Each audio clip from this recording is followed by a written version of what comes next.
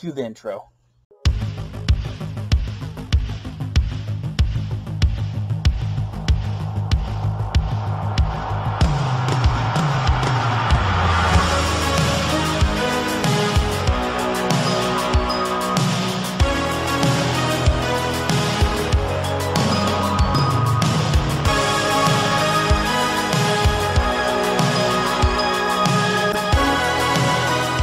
I'm Jonathan, and this is B-Movie Madness. The movie I'm going to talk about today, well, this review is going to be different. This is going to be a Facebook exclusive for the B-Movie Madness Facebook group. The reason for that is I have a couple other reviews that are in the works that I want to be priority over this review. So this one will be on Facebook for the time being, and then later on I'll put it on YouTube. So if you're watching this on YouTube, this was originally recorded May 14th, 2021. Now, the movie I'm going to talk about today is one that I've been wanting to see for a long time. I remember seeing the VHS art for it.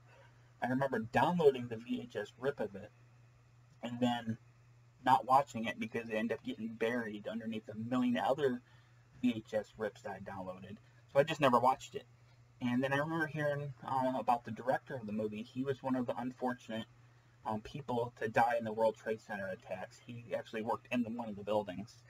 And a lot of horror sites back in 2001 reported that the director of this movie passed away, and I was like, oh, that's interesting. And I looked him up, and this was the only movie he directed, but that kind of piqued my interest for it. Again, that was back in 2001, and I'm watching it. I watched it for the first time a couple days ago, and that is the one, the only, the legendary grindhouse classic. That is Toxic Zombies. Now, this was originally announced by Massacre Video back in February 2019. Sorry about that. February 2019, and it finally came out last month. It took over 2 years for this to come out. I had no idea it was out until Stephen Bloodworth, another YouTube reviewer, did a review for it, and I kind of commented on his review like I had no idea this was out. So I was like, well, I gotta go out, I gotta watch it. And there is a good reason for probably a good reason why it took so long, which I'll get to when I get to the special features. But what is Toxic Zombies about? What's that age-old tale about a couple of federal agents who go missing in the woods where some pot is being grown? So the feds are sick of these damn dirty-ass hippie pot farmers. So they use an untested herbicide to spray over the crops, and guess what it does? It turns the hippie pot farmers into toxic zombies. And they soon begin terrorizing the woods and anybody who's inside of it. Now, the thing that really actually took me by surprise with this movie is I was expecting the typical Romero, the typical Romero zombies, because this came out 2 years after Dawn of the Dead, so I was expecting those kind of zombies. And these zombies were actually pretty different than what I was expecting. For one thing, they brandish weapons and they use them. They use machetes, hatchets, screwdrivers used on one. And they also at one point brandish torches to burn down a cabin to get the people to come out. And I was not expecting that at all. I was genuinely surprised by this because I was expecting them just to eat the people, which they do. They do eat the people. But to brandish weapons to get their victims, I was kind of just like, I was not expecting that. And I actually really appreciated that because it helps separate Toxic Zombies from the million other zombie movies that come out in the 80s. And zombies are a thing that's like so common these days. But it was, there was quite a few zombie movies in the 80s as well. And, a lot of them would copy, the Romero template. So the fact that this one actually kind of did something to separate itself, I really appreciated. As for the acting in this movie, well, the acting is very amateurish. The director of this, I'm mispronouncing his name, I know it, Charles McCrann. He plays the lead character, a federal agent who doesn't know about the herbicide, who is camping out in the woods with his girlfriend, and eventually he's one of the people that, that's on the run from the toxic zombies. He does okay, and most of it's pretty bad, but it gets the job done. I think when you go into a movie like this, bad acting is like part of the, you know, part of the course or whatever the saying is. It's just part of the movie's charm. There's a mentally challenged character in this movie that I was shocked that didn't go too over the top with it. I was shocked he didn't go over the top with it. I was expecting, to quote Tropic Thunder, to go full retard. He didn't. His performance was still bad, but it wasn't offensively bad, where he was playing a cartoon character. I wouldn't say he's believable, but at the same time, he just wasn't, you know, as over the top as I was expecting from the movie. As for the gore is amateurish as well, but there's plenty of it. And I think if you're a fan of like grindhouse stuff like this, you're gonna have no problem with the quality of the special effects. It's part of the fun. But you do get hands cut off, screwdrivers in the head, bullet wounds. You get all kind after the fact gore, like intestines out of the stomach and everything. There's plenty of the gory goods in this movie. So you will not be disappointed with the gore. There is no nudity, but there's plenty of gore. The music is pretty bad, but I mean, I could remember it, which is a good thing. And, you know, the worst thing in the world is when you can't remember something. You know, when something's so forgettable. So I do remember the music. It was pretty bad. But overall, this movie was exactly what I wanted it to be. All I wanted is a grindhousey, early 80s zombie movie with plenty of gore, plenty of bad acting, and just overall fun. And this movie delivered exactly what I wanted it to be. It's exactly what you will think it is. It's exactly what you think it is, as Pieces would say. So I got everything I wanted out of it. I got me some gore, some zombies, got stupid people running around the woods. I got what I wanted. Now, there is one notable actor in this movie, and that's John Ackles, who was in George Romero's Martin. He actually played the title character Martin, and he's one of the federal agents that you see towards the beginning and towards the third act of the movie. And he's definitely the best actor in the movie. Actually, scratch that. There's a hillbilly character who lives in the cabin in the middle of the woods. I thought he was actually not that bad. He was over the top, you know, playing that kind of character, but I thought he was actually a lot of fun. And he sees the campers as city folk that are, you know, messing with the poor pot farmers, and the pot farmers won't kill him because he's one of them, you know. But as you can assume, they're not those hippie pot farmers anymore. They are toxic zombies. But overall, I had a lot of fun watching this. Got what I wanted out of it. Now, as for the special features, this is where it gets interesting. Obviously, there's not going to be anything with the director, because like I said, he's sadly been gone from this world 20 years this year. Holy crap. Can't believe it's been 20 years. Wow. He's been gone 20 years this year, so unfortunately there's nothing with him on here. But the movie was created using a brand new master created from 4K scans of multiple rare 35mm theatrical prints. This movie, the picture quality of this is very, very beat up. It looks like a very grindhousey print. Now, on one hand, that really works for the movie because it just adds part to the charm of the movie and the fun of it. You know, would have been great to see a pristine print of this movie.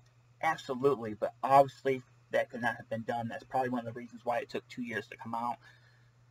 The fact this has multiple rare prints, which means they had to use parts of multiple different prints to create it. They put a lot of work into it, and I do appreciate it. Like I said, it'd been great to see a pristine print, but it's not going to happen. And I do appreciate the grindhousey look of it. It adds to the fun. Now, what it does not say on the back here, should the back cover, is when you go to the play film option on the menu, they give you two options.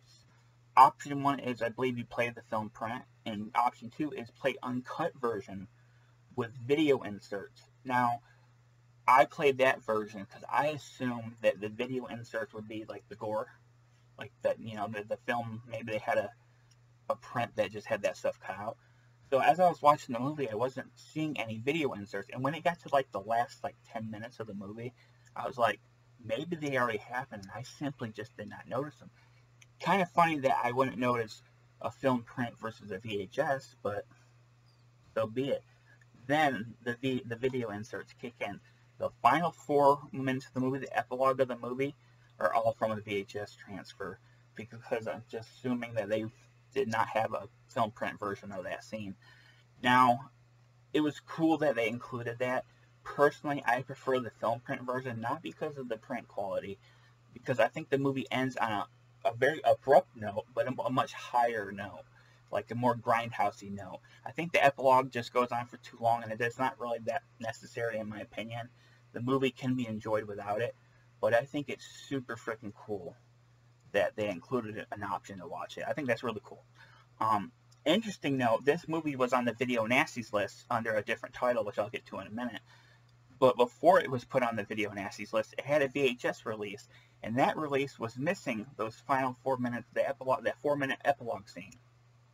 So technically, the play film print version is the UK version. So it had all the violence, but it was just missing that scene. There's an interview with the cinematographer that's pretty entertaining. There's an interview with actor Claude Scales. He's one of the actors in the movie. There's an alternate Toxic Zombies title card. The title on the print of the movie that is shown is Blood Eaters, which is one of the many titles of the movie.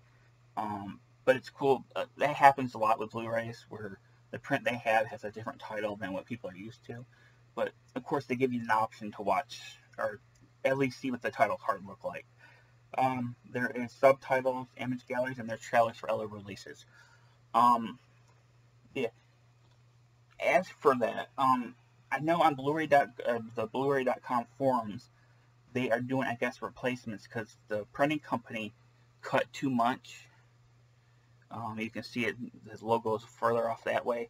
They are doing cover replacements. I'm not sure if I'm going to get it, simply because I prefer the Toxic Zombies title. So I'm going to have that part sticking out, except for this is the Blood Eaters, Butchers of the Damned cover and title. And on the other side, there's the Forest of Fear cover and title, which, and here's the CD, or the Blu-ray, sorry. I believe the UK title was the Forest of Fear title. Yeah, there's the CD cover. So you can, they're fixing the cover issue with the printing, but I think it's actually really cool that they give you an option of 3 different covers. You got the slip cover, which is the well-known Toxic Zombies one, and then you have a choice between Blood Eaters or Forest of Fear. I think Forest of Fear is the weakest title. I think Blood Eaters might be more of a fitting title in a way, but I think Toxic Zombies is more memorable, and it has the more memorable cover art. In the tagline, they thought they were just killing some weeds, and instead they grew a whole new kind of crop. But yeah, if you are really, really, really into trashy, grindhousey zombie movies from the early 80s, you will absolutely need to see this. I think you'll really like it. I enjoyed it even more than I thought it would. It got, like I said, it got exactly what I wanted out of it. It was just trashy fun. I don't know how limited this is and if it's sold out yet, but Massacre Video, last time I checked, they have it in stock. So go and check it out and get it while you can, because you have no idea. I don't know how limited the edition is. If they're going to sell it without the slipcover, I have no idea. But grab it while you can regardless, because you never know. But yeah, if you're a fan of 80s trashy zombie movies, highly recommend this. If you're fans of stuff like Flesh Eater, Revenge of the Living Dead with Bill Heisman, the cemetery zombie from Night of the Living Dead, that has a very similar feel to this. So if you like that movie, I think you'll enjoy this movie. But that's me. I thought it was a lot of grindhouse fun. I was going to say like and subscribe, but I'm not on the YouTube thing. Still, I do appreciate if you do subscribe to the YouTube channel, because this will be added later on. But comment on the Facebook page, or on my Facebook group, comment below, what is your favorite trashy zombie movie? Mine's probably the Bruno Mattei movie, Hell of the Living Dead, that uses the Dawn of the Dead music. I absolutely adore that movie. I think it's so much fun. I like that movie. I like Flesh Eater, as I said. But what's your favorite trashy 80s zombie movie, or just trashy zombie movie in general? Let me know down below. I have more reviews in the works, so keep an eye out for them on the YouTube channel, and maybe some more Facebook exclusive reviews. But that's all for now. I'm Jonathan Knight, it's been B-Movie Madness. Thanks for watching.